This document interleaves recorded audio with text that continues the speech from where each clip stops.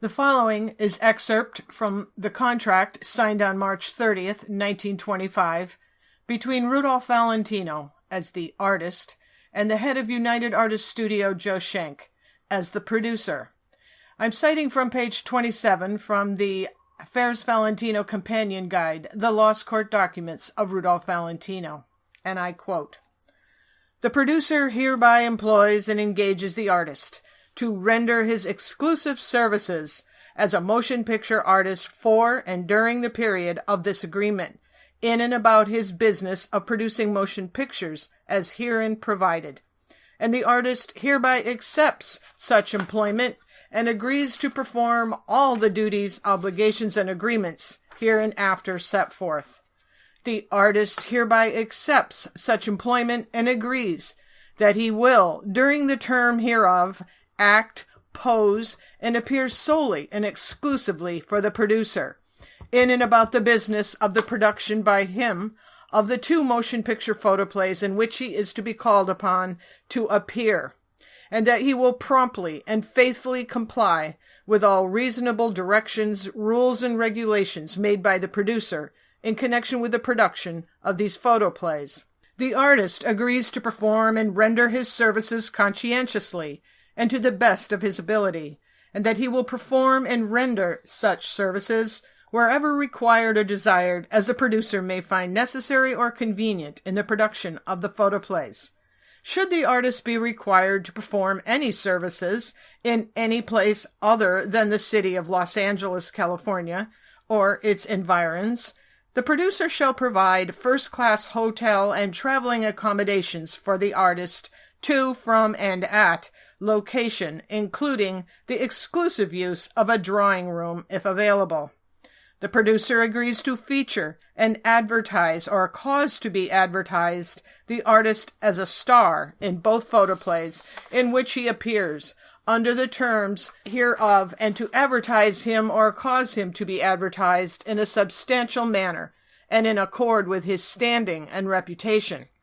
The artist shall not be required to appear with any co-star except with his consent, and his name shall appear most prominently on every film and all advertising and printed matter pertaining to the productions of photoplays in which the artist shall be called upon to perform services hereunder, and no other artist's name shall be featured in connection herewith. The name of the artist shall at all times appear in type 1/3 larger in size than any other name, except the title of the story." End quote. Today, we discuss this controversial contract and dispel and clarify some of the myths and misconceptions still being bandied about this infamous document. Did the contract eliminate Valentino's wife from his film career? Was this the cause of their divorce? This and more in today's episode, Rudolph Valentino, That United Artists Contract, and more.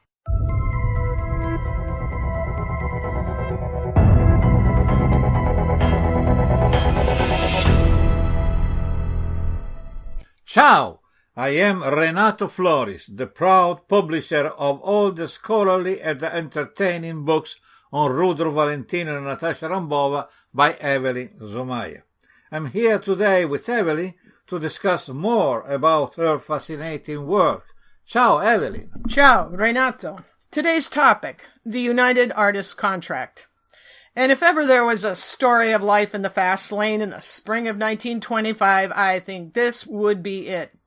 How else can this story be told but within the context of Webster's dictionary definition of the fast lane as, quote, a way of life marked by a fast pace and usually the pursuit of immediate gratification, end quote. Now, in March of 1925, Rudolph Valentino lived his life at a very fast pace, and I would definitely say he was seeking immediate gratification, whether it was through his extravagant spending, his social life, or in the advancement of his film career. Now, I guess it's completely understandable and something which characterizes youth. Valentino was then 30 years old, especially when there's a great deal of money about, fast lane ambitions, and an expensive lifestyle. In the spring of 1925, Valentino and his wife Natasha Rambova could scarcely have indulged themselves in more luxury, which came, of course, with a steep price tag. Imported cars, fabulous couture wardrobes, a zoo of pedigreed pets, and nearly non-stop travel in first-class accommodation. Today we have to suffer through the celebrity display of wealth on the luxury yachts off the coast here, but in 1925, it was not so different, I think. Isn't it the age-old conundrum, how to pay for a lifestyle beyond your means? I guess we should know about that. Probably.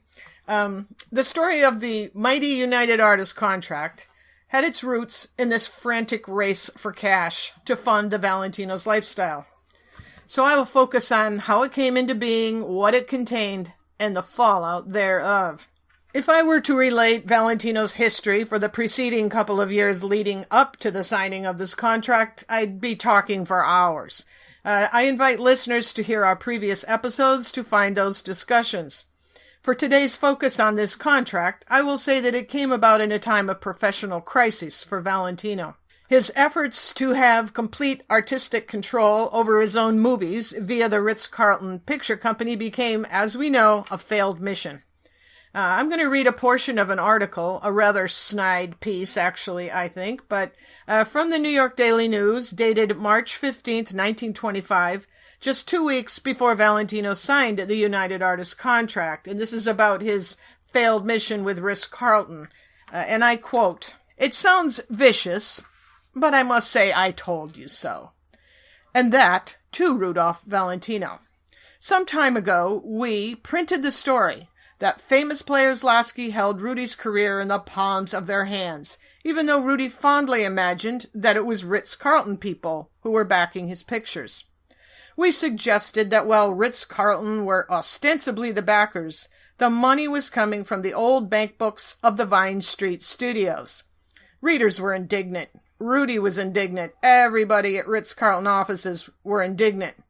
And so to maintain the peace, we humbly said, maybe we're wrong.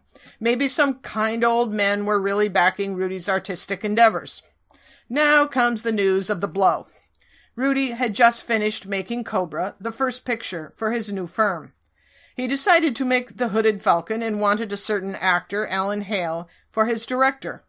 Word came from the famous Players people that they did not approve of making Hale the director. What? Asked the Sheik in plain Hollywood. What had they to say about Mr. Valentino's pictures? Poor Rudy. I can hardly go on with the rest of the story. He found out he had not been double-crossed but triple-crossed. He thought one thing, Ritz-Carlton another, and famous Players still another.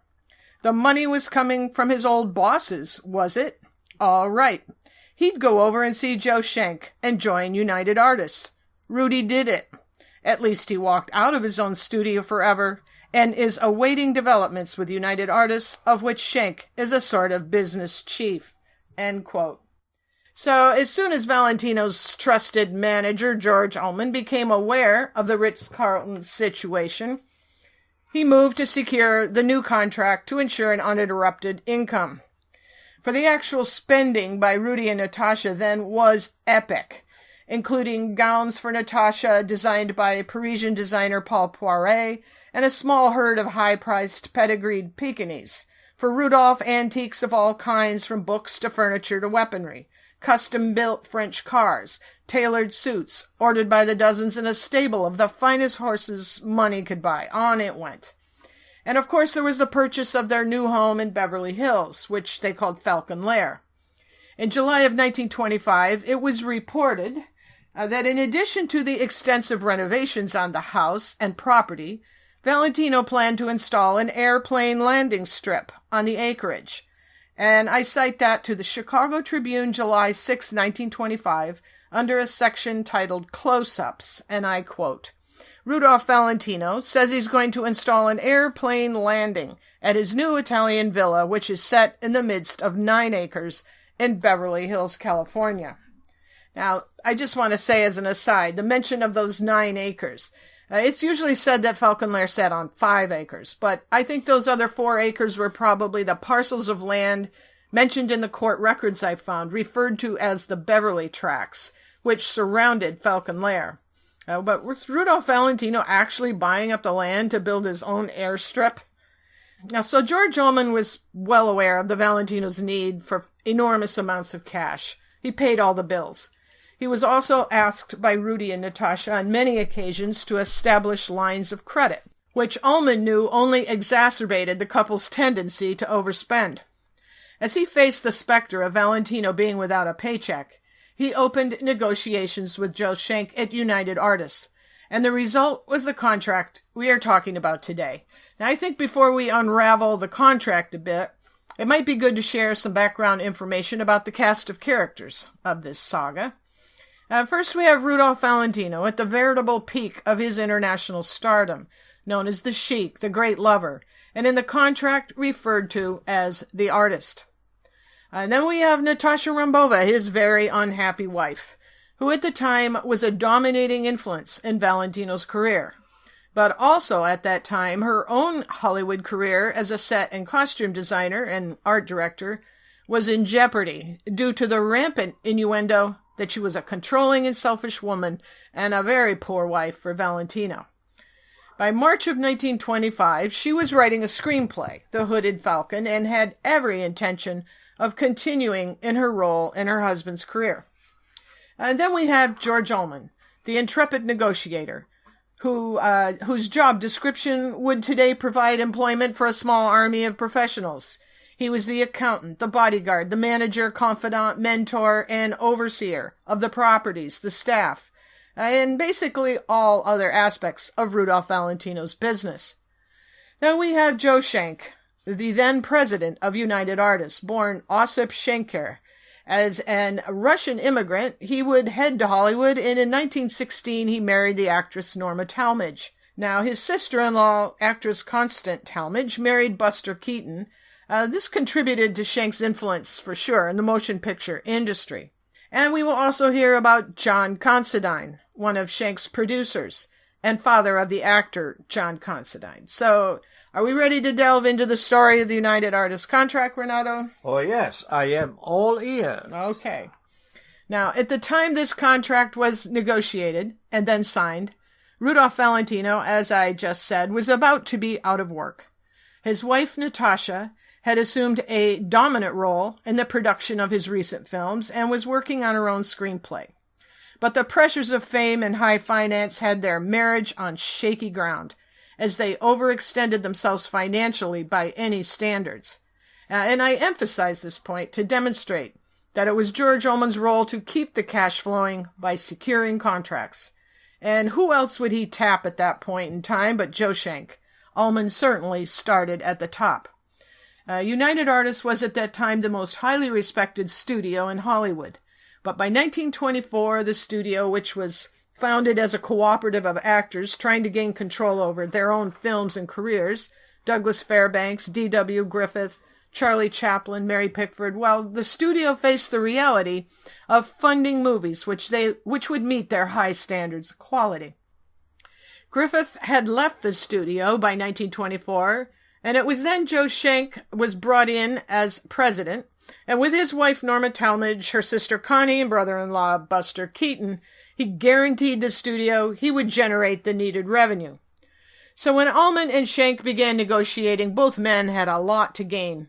Schenck was eager for the opportunity to reap the rewards from a blockbuster Valentino film, and Ullman was eager to keep Valentino working and in quality films, for which he would receive a fat paycheck.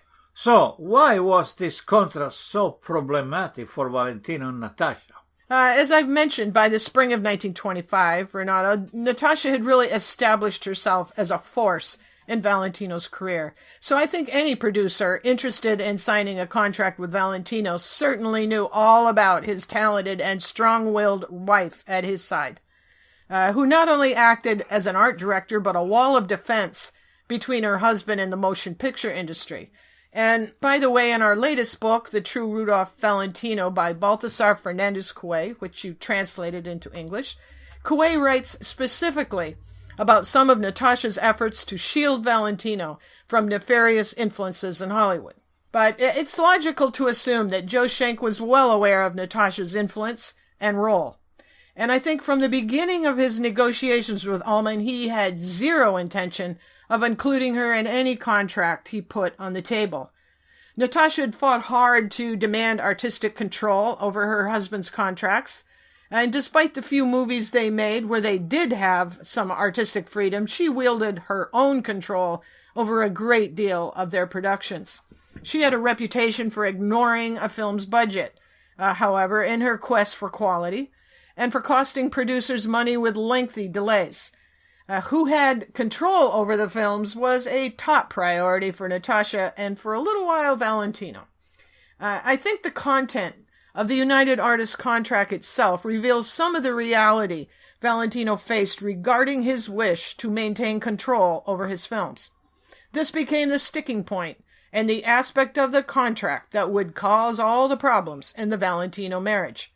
As accommodating as the contract's wording sounds, Joe Schenck maintained control, and the final word, the final decisions over all aspects of production were his. In all cases, whether it was publicity, photos, press opportunities, or directors, Valentino, as the artist, was given options to choose from. And I'm going to excerpt the contract from lines 652, page 218. And I quote, "The producer agrees to consult the artist concerning his views and wishes as to the stories, scenarios, and continuities upon which said photoplays are based, the leading members of the cast, and directors engaged for the production thereof. And while the producer will endeavor, in good faith, to follow the wishes of the artist in any such connection, it is distinctly understood and agreed that in the event of any dispute or controversy between the parties hereto, concerning the subject matter of this paragraph, the decision of the producer shall be final and conclusive." End quote. In regards to Valentino having a say in his choice of a film's director, an interesting proposal is made, I think, and I'm going to continue reading here. And I quote, "The producer agrees to serve the artist with written notice of the names at least 3 weeks prior to the commencement of the photographing of any production of one or more directors, any one of whom the producer is willing to select for the purpose of directing the photoplay, and the artist shall, within 3 days, approve one or reject all of the names. Should the artist reject the names of all the directors submitted, he shall submit the names of 2 or more other directors well and favorably known in the industry, who are generally conceded in the motion picture industry as being able to direct photoplays of the quality and standard of those contemplated at the time. And the producer shall thereupon accept one of such directors. The failure of the artist to serve such notice of acceptance or rejection within the said period of 3 days, or to submit the names of at least 2 other directors, shall constitute an authorization to the producer to employ any director named by him." End quote. So the trade-off for Valentino in losing his some control over his films, he would be bankrolled by Joe Schenck, and his movies would be produced in a state-of-the-art and high-quality manner. So those glorious paychecks would begin with his signature and end the last day of production of the second of 2 films. Those films to be produced under the first United Artists contract, The Eagle and The Son of the Sheik. So, Schenck banished Natasha in this contract? Obviously, with Joe Schenck maintaining the bottom line / control over production, the fact there was no role specified for Natasha caused an instant blow-up in their marriage. Arguments, Ullman driving back and forth to Palm Springs, where Rudy and Natasha were vacationing, to damage control news of the United Artists contract terms. So this presents another question, which I feel is obvious. Do I think Valentino knew exactly what the contract contained and anticipated his wife's fury? I think, of course, he did. But obviously he had to be dreading telling this to Natasha. You know, Renato, until I discovered this contract in the case file of documents I discovered while researching Affairs Valentino, it was widely believed Joe Schenck did mention Natasha specifically in the contract. Turns out this is not the case. She was just not given a role. But despite this, she continued for a while to be quite involved during the early days of the production of The Eagle, but this did not last for long. And I'm going to let George Ullman tell some of this story himself because he was there. And I quote his 1975 memoir, which you published from page 61. Just about this time, Mr. Schenk told me that he had heard disquieting reports about Natasha's interference with production matters on the Ritz-Carlton picture, and that he couldn't gamble on production costs increasing because anyone caused delays or dissension. I assured him that he need not have any concern because I had talked with Natasha, and that she understood the facts that she was jeopardizing Rudy's career. The first picture under this new contract would be The Eagle, based upon a story entitled Dubrovsky by Alexander Pushkin. The writing of the screenplay, much interfered with by Natasha in her home, caused problems for me and, of course, the writers. But Natasha's guile and diplomacy were such that Mr. Schenk never was aware of the cause for the delay in the completion of the screenplay. Now came the matter of choosing the director and the cast. I must say that Natasha did not interfere with me in my search for a director, and after interviewing several prominent directors, I decided to try to engage Clarence Brown, a young, intelligent man who had directed several good pictures for other studios. An amusing side note about the preliminary discussions pertaining to Mr. Brown took place when I asked him to see me in my office to discuss the salary for his work in directing The Eagle. Instead of Mr. Brown appearing, he sent his wife to make the deal with me. She didn't waste much time, and after a few perfunctory remarks said, he will not accept this job unless he gets paid his regular salary of $2,500 each week. Now, of course, I knew from Universal Studio, where he was just finishing a picture, that he was receiving $2,000 a week. I said to Mrs. Brown, I don't want to pay Mr. Brown $2,500 a week. I want to pay him $5,000 a week for 5 weeks. Even she could not find words to thank me and rushed away to tell her husband of her astuteness. Actually, we had allowed $75,000 in the budget for a director, and I had interviewed several of the important motion picture directors in Hollywood, but Brown had that youthful enthusiasm I thought our director needed to inspire Rudy and the cast. The picture was completed in about 6 weeks, but did not achieve critical acclaim or box office success compared with some of Rudy's other pictures. Natasha accused me of selling out to Joe Schenk and demanded that she be included in some executive capacity in the production of The Eagle. She found much fault with the screenplay and stormed into Mr. Schenk's office to voice her dissatisfaction. The result was that Mr. Schenk sent me a note in which he stipulated that Natasha was not to have access to the stages, the cutting rooms, or in any manner to interfere with the production of The Eagle or the writing of the screenplay, end quote. So even though Natasha did participate in the earliest days of The Eagle's production, I think Schenk's memo to Ullman was the turning point. By then, Valentino was ensconced in a luxury bungalow on the United Artists lot. Yet, obviously, when his wife was banned from admittance to the studio, this presented a real problem for him at home. His personal life was crumbling around him. Natasha was wounded, and yes, I think from this point on, she and her husband grew apart quickly. She would work on her own production, What Price Beauty, a sort of consolation prize, if you will, from Rudolph. He bankrolled the film along with George Ullman, who always referred to that movie as the divorce movie. But Rudy and Natasha seemed doomed as they separated artistically, and by August of 1925, they would separate. Now, Natasha and Rudolph gave a public announcement that this was just a marital vacation, and they both were well aware of the morals clause in the United Artists contract, and knew they had to comport themselves with certain finesse in any dissolution of the marriage as not to have the contract revoked. And I quote, "The artist agrees to conduct himself with due regard to public conventions and morals, and agrees that he will not do or commit any act or thing that will tend to degrade him in society or bring him into public hatred, contempt, scorn, or ridicule, or that will tend to shock, insult, or offend the community, or ridicule public morals or decency, or prejudice the producer or the motion picture industry in general," end quote. Now, it is erroneously alleged today that George Ullman negotiated this contract to get rid of Natasha. This is an absurd, completely illogical, and relatively new assumption.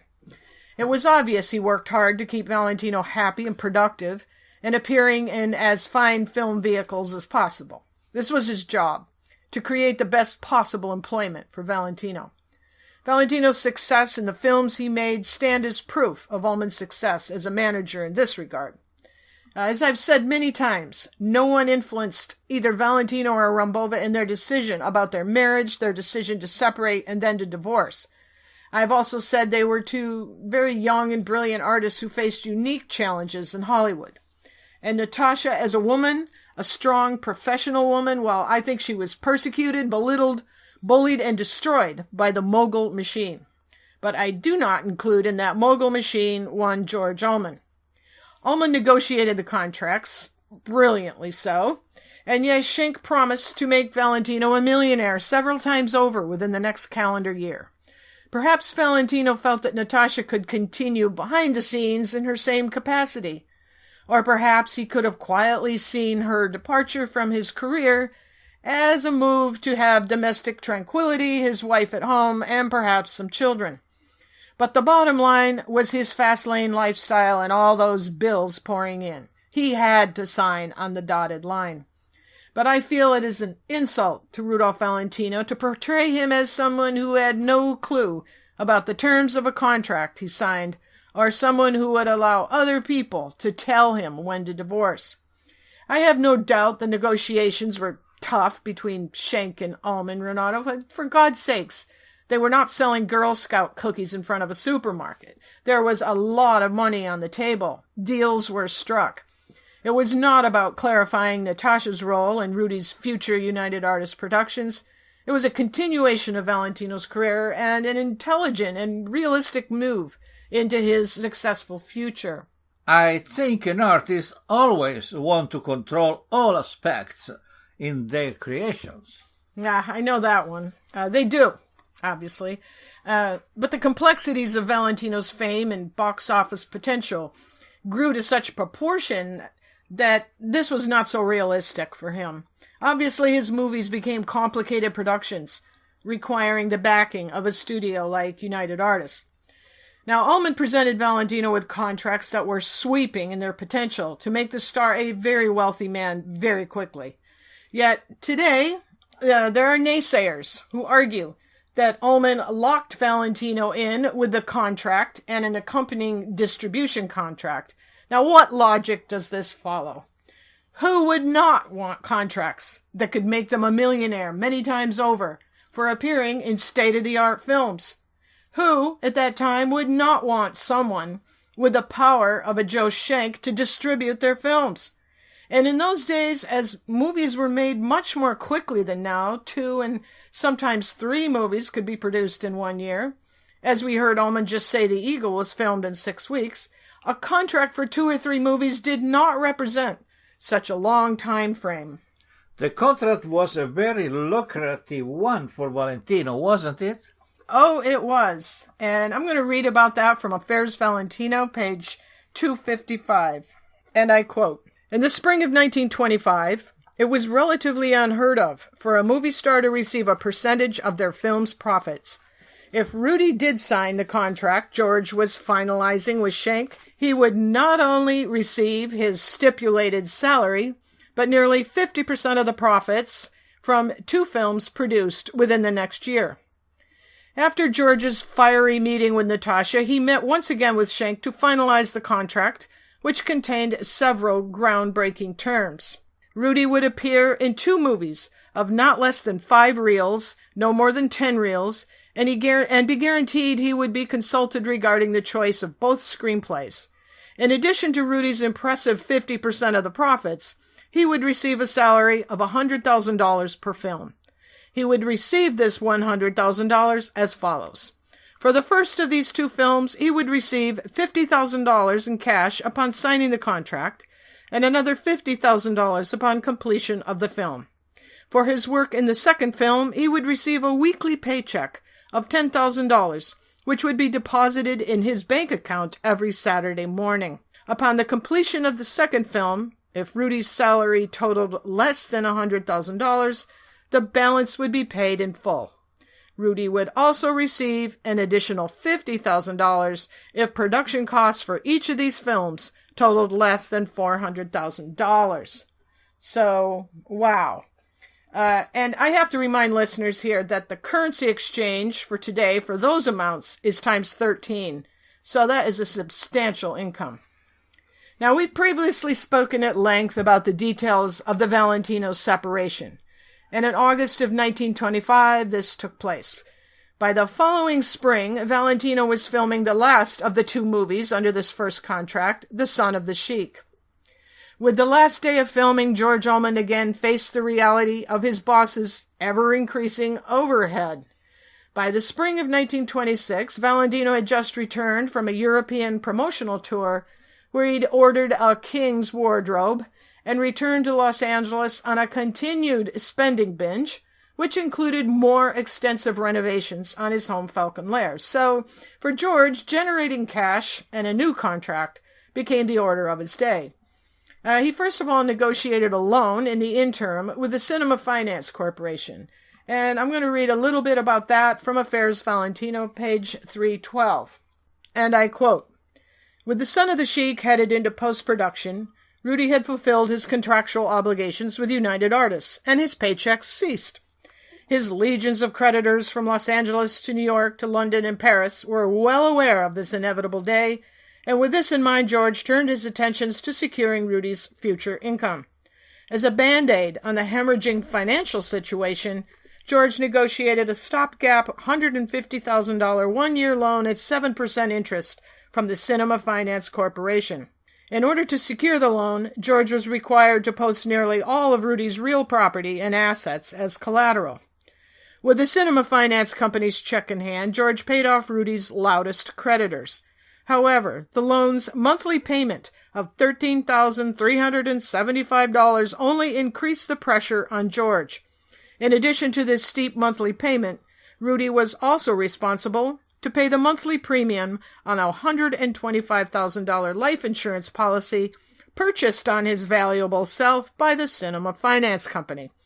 Rudy was no different than any other 31-year-old and perceived the life insurance policy required to secure the loan as nothing more than annoying paperwork.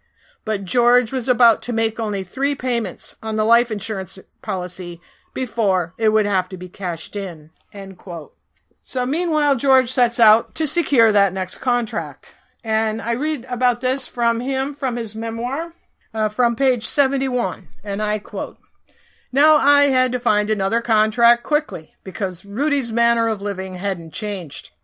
I approached several studio heads, such as Mr. William Fox, president of Fox Films, and Mr. Carl Laemmle, the president of Universal Pictures Corporation.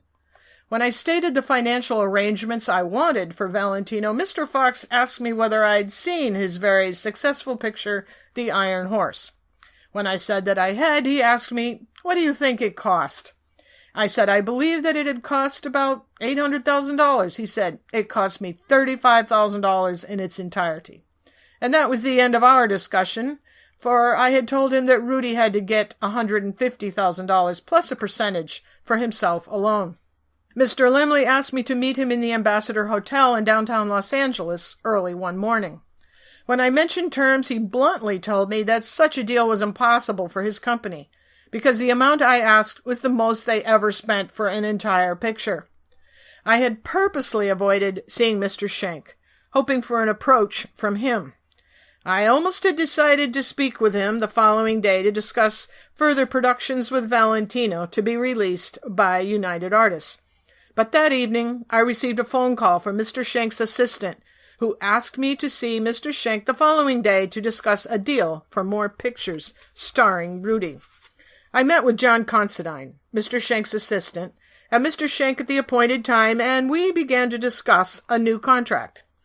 There wasn't a chance, said Schenk, to renew the contract under the old terms, because the grosses of the last picture didn't warrant that large a payment to Rudy. I proposed an arrangement that Rudy would accept $6,500 a week from the start of the contract until 2 pictures were completed, plus 25% of the profits of both pictures. Mr. Schenk flatly turned this down and said that he would get back to me with an alternative offer. I used the customary ploy and told him that I had other offers and that he should not delay his decision. Then I drove to see Rudy, who was then at Pola Negri's home. And after relating the meeting with Schenk, I actually commanded he not talk to Schenk or Considine or anyone else if they should happen to phone him directly. Just as I was about to have dinner at my home, Considine phoned me and said sadly that Mr. Schenk had rejected my proposal and that the best deal he could agree to was $3,500 a week plus only 10% of the profits. I told him that I knew for certain that Rudy would never accept such a deal, but that in fairness I would discuss the deal with Rudy and phone him later that evening. I again went to Pola's house and told him of the offer and that I had rejected it outright. Pola very urgently told Rudy to accept. She said that it was more than she was earning and that he might be out of work for a long time.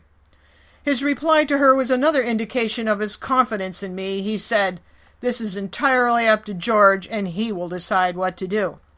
I returned to my home and phoned Considine, saying that Rudy wouldn't budge from my offer of $6,500 weekly plus 25% of the profits, and that Rudy was offended at their offer.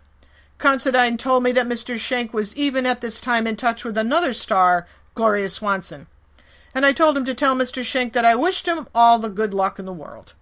With a very heavy heart, I tried to eat my dinner, but could not. I felt sure that Considine or Schenk would come back with another offer. And sure enough, at about 10 o'clock the same night, Considine phoned and said, "I think he's crazy, but Mr. Schenk said that we should accept your terms for a new contract."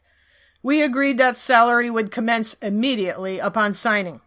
I hurried back to see Rudy at Pola's house, and the picture that I saw I shall never forget. They evidently had been quarreling ever since I left. He was pacing the living room floor, and she was going up the stairs.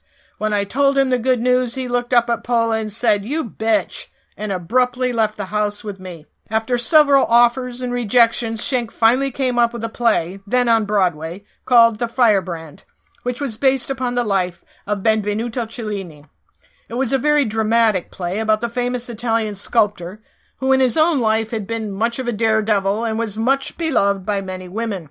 The costumes of the period were very beautiful. There was a lot of action, such as in Rudy's most successful pictures. The writing of the screenplay got underway with many conferences between the writers and Rudy and myself, end quote. So, with Valentino's death in August 1926, the relationship between Schenk and Ullman became a very tough one, didn't it? Yes, it sure did. Valentino, as we know, was under the new contract with pre-production on The Firebrand underway when he died. And as was the case with the cinema finance loan, United Artists took out a life insurance policy on Valentino for the appearance in The Firebrand. And I'm going to read a little excerpt here from Affairs Valentino, page 96. And I quote, "At the time the second contract with United Artists was signed, Schenk purchased a life insurance policy on Rudy in order to protect his studio's investment in the film. Schenk had no idea that the then apparently healthy 31-year-old star of his upcoming feature The Firebrand would die before a single scene of the movie could ever be filmed. A few weeks after Rudy's death, Schenk telephoned George with what he believed to be a generous offer. He would buy out Rudy's percentage in the profits of his last two films, The Eagle and The Son of the Sheik, for one lump sum, and Rudy's financial interest in both films would then terminate. Schenk told George he'd be wise to accept the offer, as no dead man's films had yet to make a dime. What would be the point, he asked, of holding out for a percentage in two films that were sure to flop? George flatly declined the offer. He responded by informing Schenk that he was confident The Eagle and The Son of the Sheik would make a great deal of money for United Artists as well as for Rudolph Valentino Productions. Schenk shot back by telling George he was ill-informed, and Rudy's percentage from the films would amount to little. George refused to discuss the subject further. He soon proved Schenk's dire projections to be wrong by successfully promoting Rudy's last two films. Joe Schenk wrote many hefty royalty checks to Rudolph Valentino Productions, which eventually totaled $321,326.60. It was not long after nixing Schenk's buyout offer that George made another appointment with the fuming executive. In Schenk's United Artists office, George held him accountable for every term of Rudy's second contract. He told Schenk that as executor of Rudy's estate, he had personally reimbursed United Artists every dime Rudy received as cash advanced for his work in The Firebrand, the film he never lived to complete. George also reminded Schenk that the life insurance policy held by United Artists on Rudy more than covered all pre-production expenses for Firebrand and resulted in a substantial surplus of cash for the studio. George elaborated by saying he considered this surplus of cash from the life insurance policy a profit for United Artists, which was generated by Rudy. As Rudy's second contract assured him 25% of all profits generated by his films, George told Schenk he was there to collect Rudy's 25% on the life insurance surplus. Schenk was livid when George demanded he pay up and write him a check then and there to Rudy's estate for another $40,000. George was promptly shown the office door, but remained undeterred by Schenk's ire and continued to press the sore subject for weeks. Joe Schenk finally relented and cut a check for the $40,000 made out to Rudolph Valentino Productions. George was satisfied he'd scored another substantial financial victory for the estate, but he had yet to realize just who he had crossed in the process. End quote. So the rebates Ullman collected from the insurance policies from United Artists and Cinema Finance Corporation were substantial. I think these actions Ullman executed on behalf of the Valentino estate have been completely ignored by the Ullman-focused haters. And I do not think Valentino's brother and his descendants, both historically and currently, do not give Ullman the credit due for the actions he undertook and cleverly to pay off the Valentino debt and fund the estate. And I think it bears mentioning he was doing this as the United States fell into a deep depression. From the fall of 1929, when banks were failing, George Ullman still made money. Now, there's no debating the quality of Valentino's United Artists films, nor that his success would have continued had he not died when he did. Yet the contract is held up today by those notables who claim to be Valentino experts as some weapon against Ullman. Incredulously, they use his outstanding success as a point with which to belittle him by accusing him of meddling in the Valentino marriage and scheming to secure the contract, hoping it would get rid of Natasha. I address here the idiocy of the false characterization of Ullman as being against Natasha Rambova in any way, and doing anything to cause Rudy and Natasha, who were also his close personal friends, to cause them further distress in their emotionally difficult separation and divorce. First-hand evidence exists substantiating George Ullman's relationship with Natasha Rambova before and after the Valentino divorce and after Valentino's death and for decades to come. Now, I explain. Just after Valentino's death, Natasha Rambova spent a few months traveling with a personal psychic and medium, George Wehner. Wehner conducted seances with Natasha in which they alleged Valentino spoke from the great beyond. Now, Natasha would publish the transcripts of those seances with Rudy and title them Revelations. I wrote the story of this time in her life in which we included the revelations in our book titled Astral Affairs Rambova. In those revelations, George Ullman is referred to as, quote, dear, dear George. There's no animosity there. In fact, I found that a small but telling affectionate note. Now, in the play Natasha wrote titled All That Glitters in 1927, a year after Valentino's death, she creates a character quite obviously based on George Ullman. This, as yet unproduced play is included, by the way, in our book Beyond Valentino. Now, she portrays her character of Ullman in the play called William Kendall, or Kendall, as the hero, her husband's manager, the man who understood her best, her confidant, a man who wanted to help and comfort her. Nothing but admiration there.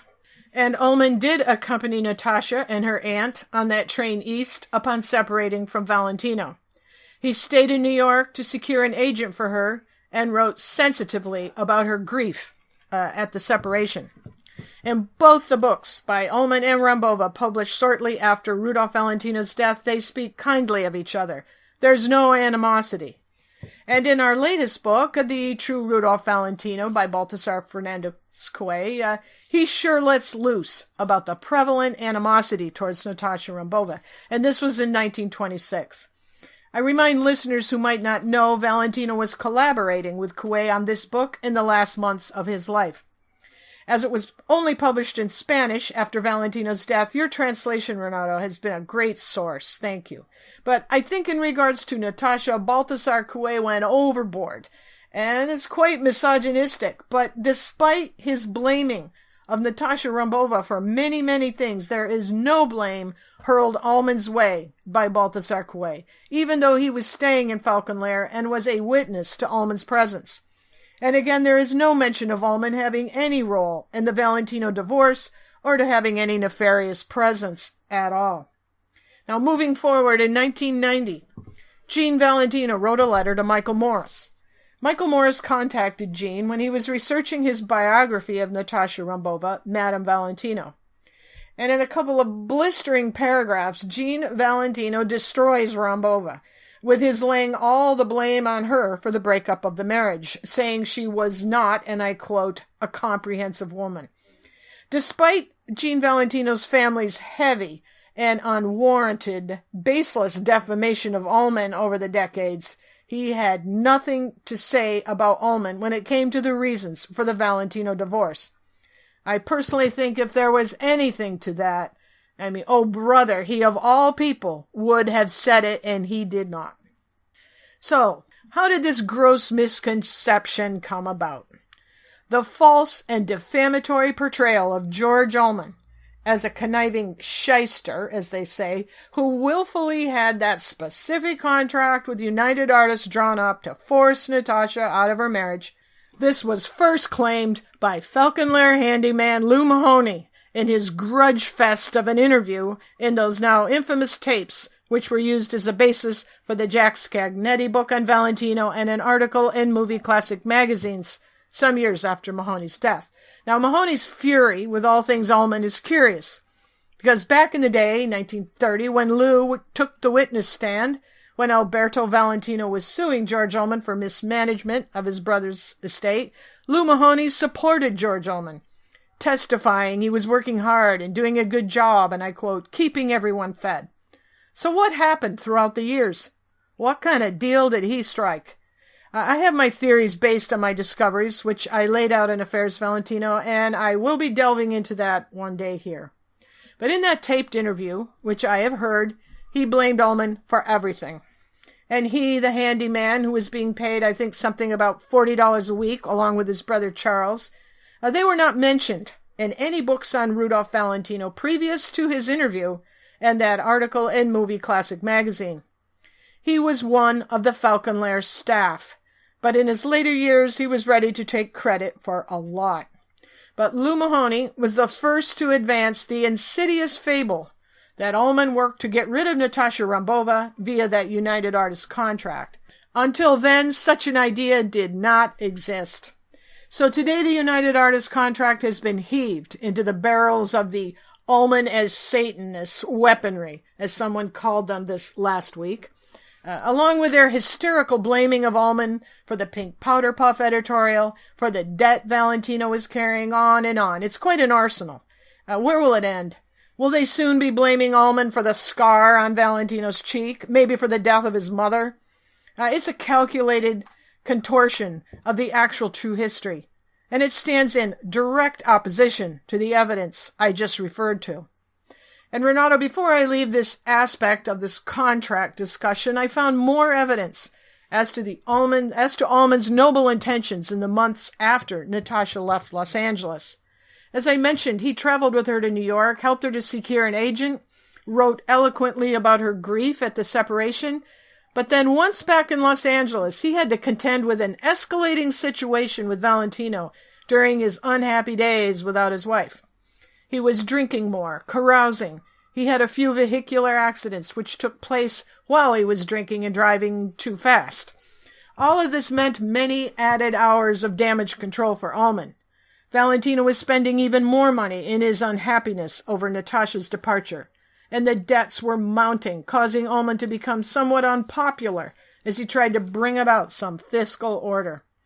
His job complicated considerably with the Valentino separation, and to imply he would have had the power to influence Valentino in his love life, or any cause to do so, is irresponsible, baseless, and false. I have mentioned in previous episodes what happened to Ullman as a result of his efforts as the executor of Valentino's estate. He was ruined for life. And despite all his accomplishments on Valentino's behalf, which certainly includes this mighty United Artists contract, both of them, today this campaign of undocumented and wild innuendo is allowed to run rampant on certain highly censored Facebook forums. In light of what happened to George Ullman, because of his work with Valentino, in my opinion, it is the height of cruelty to belittle and put this man down for anything. It is through the power and complex execution of those contracts themselves to the management of so very much in Valentino's life, which brought him such fame that it becomes obvious who George Ullman really was. Before we go today, I want to ask you, how did you come to find the United Artists contract? Renato, well, I learned as I was interviewing Valentino memorabilia collector Bill Self that he had the original copy, or one of them. I think he could have come by this through Ullman, I'm not sure. But every time I visited Self, he promised he would find his copy of the United Artists contract and have it ready for me to read in my next interview. It never happened. As I have said before, at one point, while I was interviewing Self, the Valentino family spokeswoman, Janine Villalobos, told him he could not speak with me anymore, so I never saw his copy.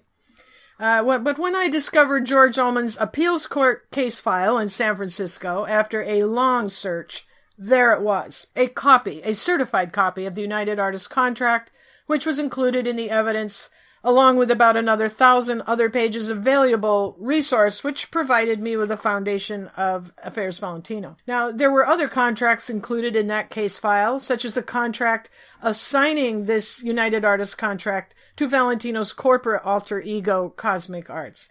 But I think the contracts represent a great deal as to Ullman's business prowess, ingenuity, and knowledge. I think it bears another mention here that he was also young at the time, not much older than Valentino. And his interesting background sure provided valuable and unique assets to Valentino and later to the Valentino estate. George studied law, he studied the then new field of industrial relations, and he was working as an advertising man when he met Valentino. With this disparate background, he was able to understand Valentino's contract negotiations. And as a young man versed in advertisement protocol of the day with a knowledge of the trade and a background in law, this made him a perfect fit for the job, I think. He also boxed, and I think this was a common interest between Valentino and Ullman. And for those focused so ardently on vilifying this hero of Valentino's story, he was no Boy Scout, no Presbyterian minister, and he perfectly understood the practical realities of the complex world of Rudolph Valentino's fast lane. I once asked George Ullman's daughter, Bunny, if her father was not upset to see Valentino drinking bootleg whiskey, and she said, "What? He would have been right there with him." From procuring that bootleg whiskey to negotiating what were million-dollar contracts, during good and rough times, the friendship between Rudy and George did not end with Rudy's death. So considering what happened to Ullman as a result of his loyal efforts, to me it's disgusting to hear about him receiving anything but understanding, admiration, and praise. I think the current attacks on him are basically attacks against me and my work. As it is well known by now, those who continue in their efforts to prevent you listeners from reading our books, they will attack those people I praise, and conversely, if I criticize someone in the story, they begin to praise them. So, what happened to Joe Schenck?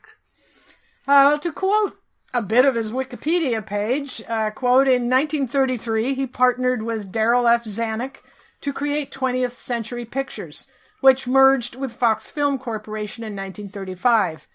As chairman of the new 20th Century Fox, he was one of the most powerful and influential people in the film business. Caught in a payoff scheme to buy peace with the militant unions, and I add the mob, he was convicted of income tax evasion and spent some time in prison. And I'm going to quote a piece from Affairs Valentino, page 370. And I quote, "After serving only 4 months of his sentence in a Connecticut state federal penitentiary, Joe Schenck was pardoned by President Harry Truman. The deposed mogul then returned to Hollywood and accepted a position as head of production at Fox Studios.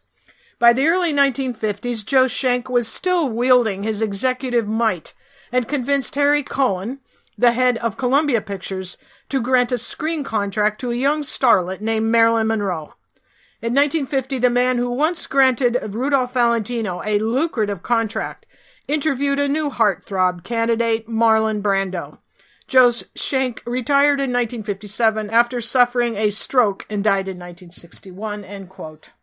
So, as to the questions you posed at the beginning of this episode. Yes, a brief overview here. Was Natasha Rambova banished in the United Artists contract? No, she was not, but it led to her being excluded artistically from Valentino's movies with United Artists, and within a short time, yes. Did this cause the Valentino divorce? No. It contributed, I think, to their breakdown, I'm sure, but it was not as simple as that. There were many contributing factors. So, did Ullman try to break them up? No. This is innuendo, as I said, and was started by handyman Lou Mahoney. And it is an illogical idea because Ullman would have had to have been self-destructive to do so. And this, again, as I have mentioned before, presents a Rudolph Valentino with no will of his own. He and Natasha were the only ones involved in their breakup. They made those decisions. And did Ullman, as it is said, lock Valentino into the United Artists distribution contract? No, unless you consider signing a contract which guaranteed great success of your movies and a worldwide distribution a bad thing. I suggest listeners maybe get their hands on a copy of the Affairs Valentino Companion Guide and read the entire contract and other documents that I shared. And I'm going to add here that I shared those documents while I was being accused of forging them all, only to have this big fat lie about me reversed years later when it was admitted by those fostering that lie that they knew about the original and missing case file of those very records. So I'm working now to set up an online library of the entire 1,000 pages I discovered, and I really hope to have them all online soon. Meanwhile, for today, I tell our listeners to read all our books and thank everyone who sends their support for our work. And I want to add my thank yous and express my deep gratitude to everyone. And yes, find all of our books on Amazon and on AffairsValentino.com and RudolphValentino.org, because we are so eager to share the discoveries and the stories, and there will be more to come. And for today, as the usual, I say Fiat Justitia, Ruat Celum, and for the good guys, Arrivederci.